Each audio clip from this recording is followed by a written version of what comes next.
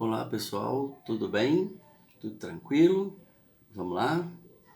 Vamos para a nossa videoaula de hoje. O nosso conteúdo, nós vamos continuar então trabalhando a região Nordeste e as sub-regiões. Como nós estamos vendo desde da nossa videoaula passada o sertão nordestino, e nós vimos as características físicas, né, da região sertão, o clima, o relevo, né, as características que dão ao sertão aquela visão típica, né, de seca, como vocês estão vendo aqui já na imagem inicial.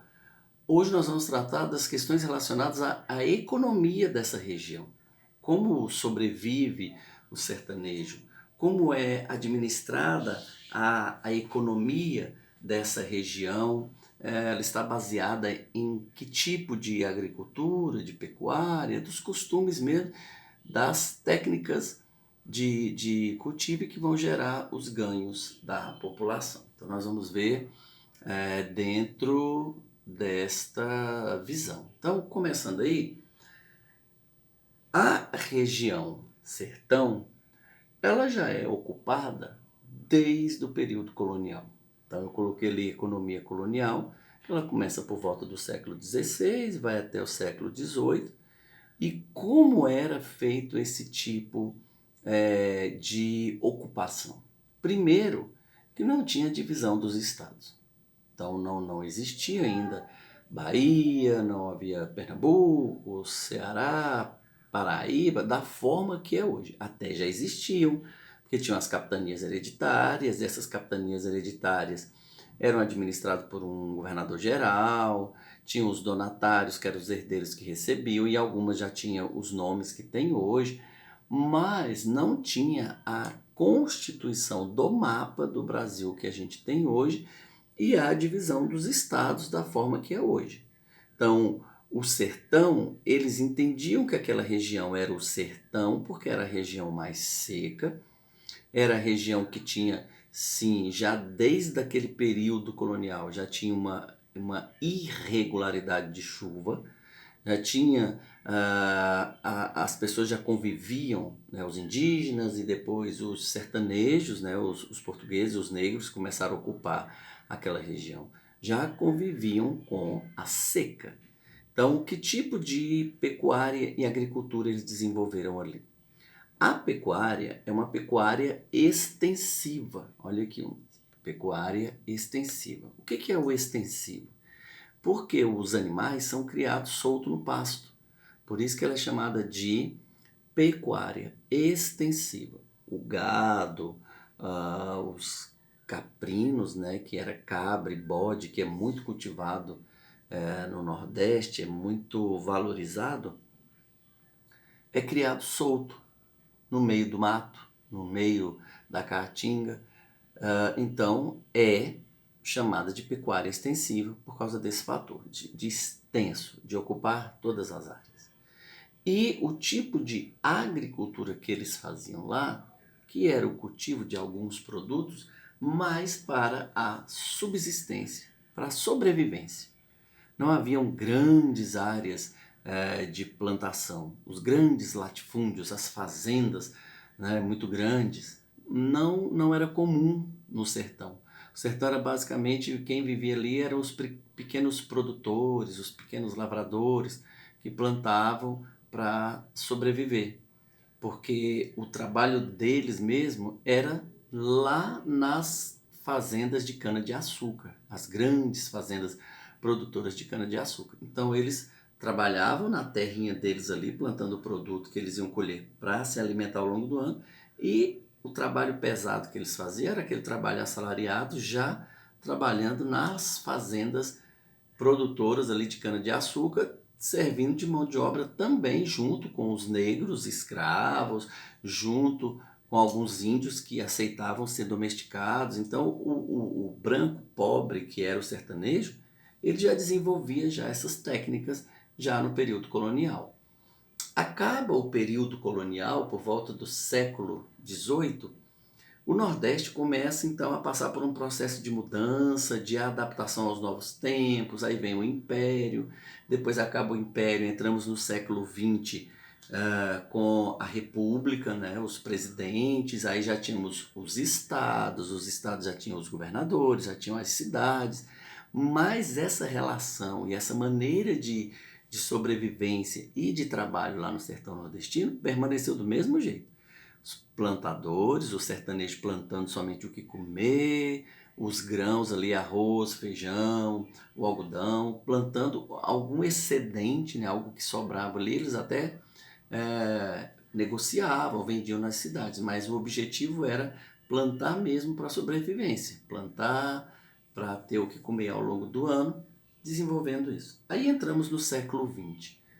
Ao longo do século XX, a política no Nordeste começou a modificar, o Brasil entrou na sua Revolução Industrial, os estados foram crescendo, se desenvolvendo, então ele teve que encontrar novos caminhos, né? O sertão nordestino em si teve que se adaptar aos novos tempos.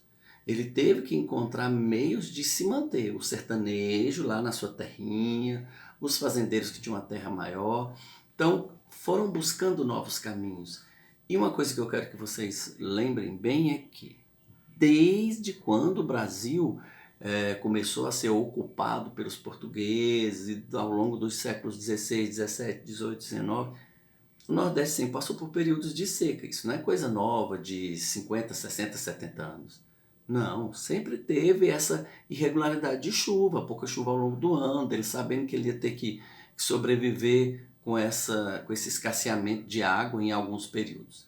Mas foi no século XX, né, de 100 anos para cá, e principalmente nos anos 50, 60, 70, que a política brasileira começou a passar por uma grande mudança com a chegada da nossa Revolução Industrial, a chegada das indústrias no Brasil, o Nordeste teve que se adaptar. E nos anos 80, na década de 80, 30 anos atrás, eles começaram a investir na prática da fruticultura. As fazendas começaram a modificar.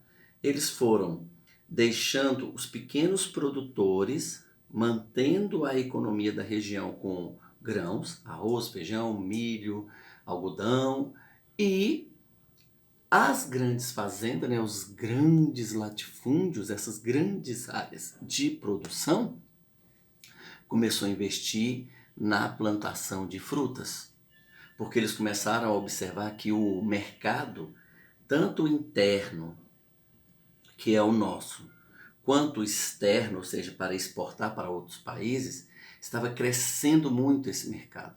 E eles perceberam que no Nordeste, fazendo o processo de irrigação, o solo é muito bom para a agricultura.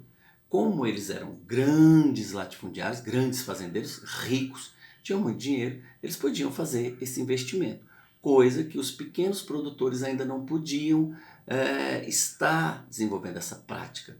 Então a gente observa aí que as técnicas de irrigação e de plantio, né, de cultivo nos anos 80, intensificou no Nordeste, gerando, né, essa diferença entre os grandes latifundiários e os pequenos produtores que tiveram que abandonar suas terras para ir trabalhar nessas fazendas, porque eles enfrentavam períodos de seca.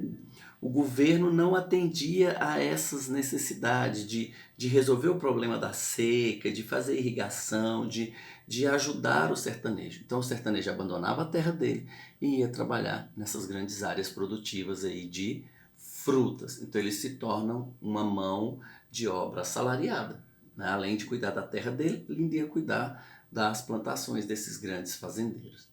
E a gente percebe nisso que as questões, tanto sociais e políticas, elas se favoreceram, né? Elas se beneficiaram com essa indústria da seca, né? Essa política de seca. Então, as secas prolongadas, elas sempre ocorreram, mas eles criaram esse conceito de indústria da seca.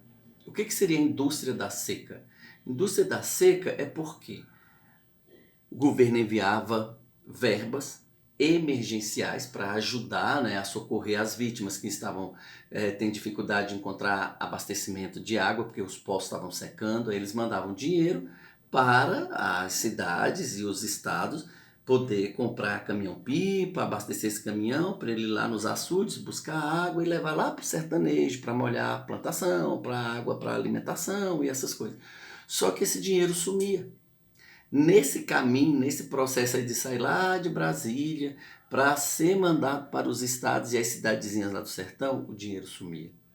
E eles começaram a chamar isso de indústria da seca, porque parece que quanto mais a seca prolongava, mais dinheiro era injetado, mais o problema persistia.